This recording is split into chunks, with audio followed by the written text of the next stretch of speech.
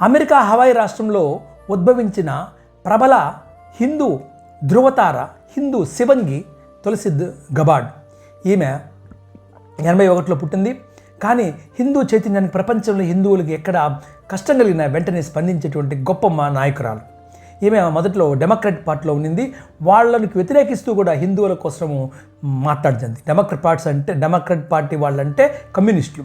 ఈమె director of national intelligence అనేటువంటి సంస్థకు డైరెక్టర్గా పనిచేస్తుంది ట్రంప్ ప్రభుత్వంలో.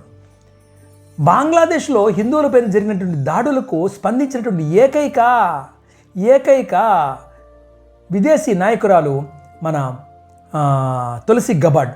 అంతేకాకుండా ఈమె తల్లిదండ్రులు మైక్ గబార్డు, కరోల్ అనేటువంటి వాళ్ళు, ముఖ్యంగా తల్లి కరోల్ ఇచ్చిన ప్రోత్సాహంతో యోగా అవన్నీ నేర్చుకొని ఈ హిందూ ధర్మానికి రావడం జరిగింది. ఈమెకి 3 బ్రదర్స్ ఉన్నారు, అంటే సోదరులు. జై భక్తి ఆర్యన్ ఒక చెల్లెలు ఉంది, ఆమె పేరు వృంద. అంత గొప్ప మహిళ శివంగిని గురించి మనం తెలుసుకోవడం చాలా ముఖ్యం.